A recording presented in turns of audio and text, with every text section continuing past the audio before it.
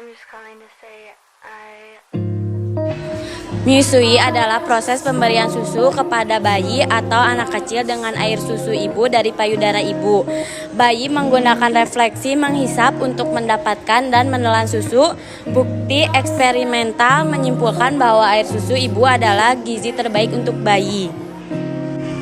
Selain membuat rahim kembali ke ukuran semula, menyusui juga dapat membakar kalori. Hal ini tentunya memudahkan ibu untuk menurunkan berat badan setelah melahirkan dan mencegah obesitas. Tak hanya itu, menyusui bahkan bisa digunakan sebagai alat 1KB alami. Selanjutnya, efek menyusui.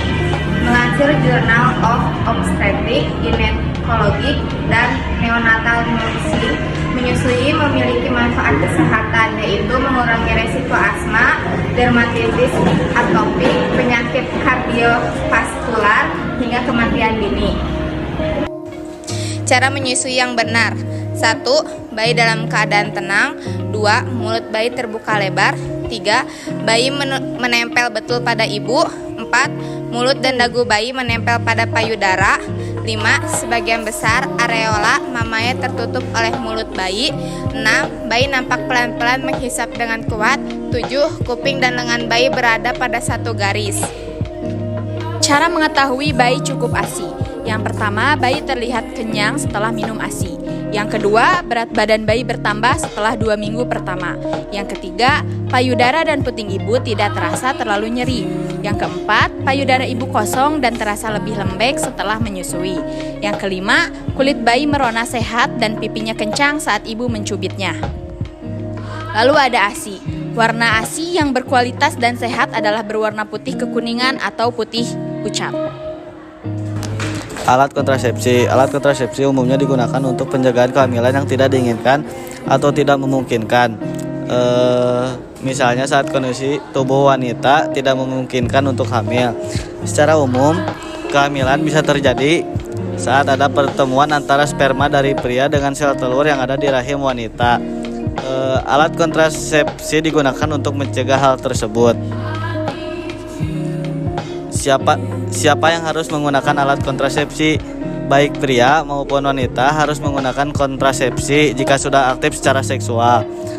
Seperti dikatakan sebelumnya, penggunaan alat ini bertujuan untuk mencegah kehamilan dan penularan penyakit seksual. Dibandingkan dengan pria, jenis alat kontrasepsi untuk wanita memiliki jenis yang lebih beragam. Cara memilih alat kontrasepsi yang tepat. Ingat juga bahwa alat kontrasepsi yang terbaik adalah yang aman, nyaman digunakan dan dapat digunakan secara konsisten dan benar. Pilihan alat kontrasepsi mungkin dapat berubah sepanjang hidup dan dipengaruhi oleh berbagai faktor termasuk usia dan riwayat kesehatan. Tujuan reproduksi seperti jumlah anak yang diinginkan dan seberapa cepat kamu ingin hamil. Faktor hubungan seberapa sering kamu dan pasangan berhubungan seksual, serta preferensi pasangan, keyakinan agama. Perbedaan antara metode alat kontrasepsi termasuk seberapa efeknya dalam mencegah kehamilan, efek samping, biaya, dan apakah bisa mencegah infeksi menular seksual. Jenis alat kontrasepsi. 1. Kontrasepsi alami. Cara ini dilakukan dengan menghitung masa subur wanita secara manual melalui perhitungan siklus menstruasi. Metode ini bisa dilakukan dengan pemeriksaan suhu tubuh, perubahan pada cairan vagina, hingga menghitung menggunakan kalender. Yang kedua, pil KB. Pil KB menjadi kontrasepsi yang paling banyak digunakan. Pil ini mengandung hormon estrogen dan progestrogen yang berfungsi untuk mencegah terjadinya ovulasi.